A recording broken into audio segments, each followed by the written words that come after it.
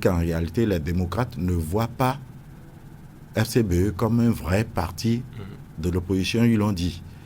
Mais finalement, ils ne sont pas un parti de l'opposition selon les opposants et ils ne se sont jamais déclarés de la mouvance présidentielle non plus. Mais c'est un parti avec lequel, quoi qu'on dise, il faut compter dans le débat politique. Je pense que c'est pour ça que le président de la République s'est vu quelque part amené à les inviter. Et vous avez vu dans quelle posture ils ont été invités. Ils étaient les derniers partis invités alors qu'ils n'ont pas de groupe parlementaire à l'Assemblée, contrairement à l'UP Le Renouveau, au Bloc républicain et aux démocrates.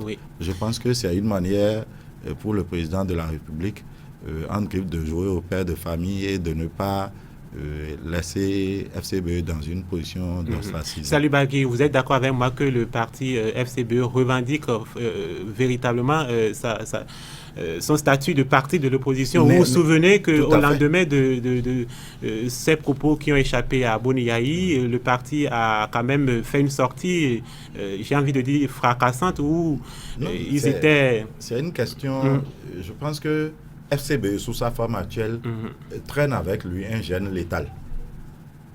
Un gène qui part de sa naissance, je veux dire.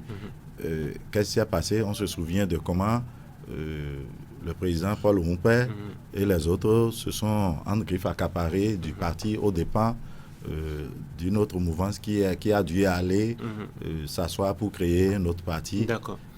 Donc, avec ça, je pense qu'il n'y aura jamais une confiance entre FCBE et les démocrates. Donc, ne vous attendez pas à ce que les deux soient forcément tout de suite là dans... Bon, on ne dit jamais en politique. Se retrouver autour de la même table. Oui. Il est difficile de savoir s'ils ont été invités ou pas, ou s'ils ont décliné l'invitation du Parti Les Démocrates. Non, ils n'ont pas été invités. Voilà. Je peux vous le confirmer. Ok. Alors, comment vous analysez...